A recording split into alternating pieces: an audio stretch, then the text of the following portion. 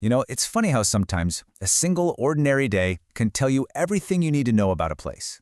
It can capture its mood, its history, and even what it's dreaming about for the future.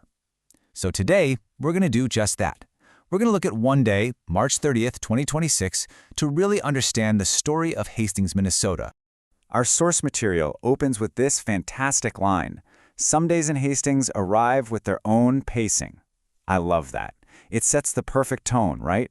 We're not looking for some big breaking news event here. We're looking for the natural rhythm, the pulse of a town as it wakes up on a beautiful spring day. All right, so where does a story like this even begin? Well, it starts with something simple, something we can all feel: the weather. 73 degrees. Just let that sink in. That's the high for the day. You can almost feel it, can't you? That first truly warm day after a long, cold winter.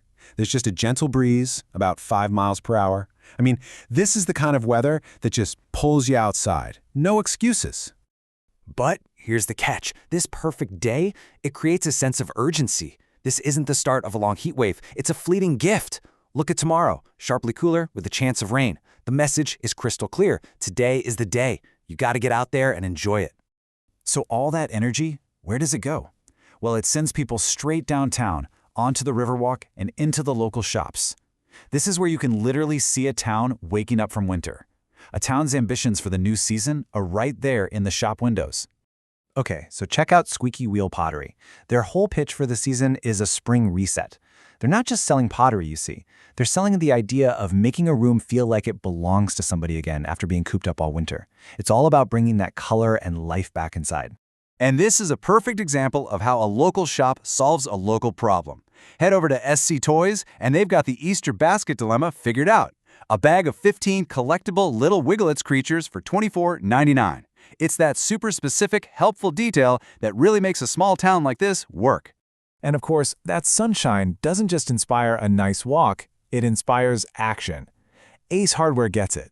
They know that in a place like Minnesota, spring kicks off with this huge burst of ambition and a to-do list scribbled on the kitchen counter. They are channeling that 73-degree energy right into a weekend project. But, you know, a single day isn't just about what's happening right now. It's also layered with echoes of the past, with big decisions that were made on this very same date, March 30th, years ago. Let's take a look at 3 moments from history that all have something to say about vision, justice, and potential. Now, on the surface, these 3 things seem totally random, right? The birth of a world-famous artist, a massive land deal, and a huge vote for civil rights.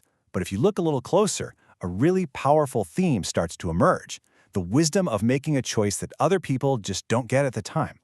So about that suffrage vote, the really crucial thing here is that Minnesota approved it a full 2 years before the 15th Amendment was certified for the whole country. And that one detail, it changes everything. History suddenly feels way more immediate, more local. It wasn't something that just happened to Minnesota, it was a choice the state made. As the quote says, they were early to it. And that same idea of long-term vision, it applies perfectly to the Alaska Purchase. On March 30th, 1867, the U.S. agreed to buy Alaska for $7.2 million. People went nuts. They called it Seward's Folly, this giant, icy, worthless mistake. This quote just nails it, doesn't it? Game-changing decisions often look completely foolish, right up until they don't. And finally, let's bring it down to a more personal level. Vincent van Gogh was born on this day. Sure, but here's the kicker. He didn't even decide to become an artist until he was 27. This completely reframes his story. It's not just about some innate genius, it's about the incredible, world-changing power of a single, late-start decision. So we've felt the present, we've reflected on the past, and now this perfect spring day naturally turns our attention towards the future. This is a day for planning, for building what's next, and for laying the groundwork for the amazing summer we all know is just around the corner. So how does a community actually build its future? Well, it starts with talking. It starts with showing up. The town isn't just sitting around waiting for summer to happen. People are being invited into the room to help shape it. So, what's on the agenda? Well, they're talking about building a better future for their kids. The school district is holding an event to figure out how to improve communication. 4-H is offering a cool hands-on learning session for homeschool families. See, these aren't just boring meetings. These are the actual building blocks of a strong community. And here is where the future gets real. Summer isn't just this vague hope anymore. It has a schedule. The Music and Market series is already planned out for Thursday nights, and the city is already looking for vendors. That dream of summer is actually taking shape.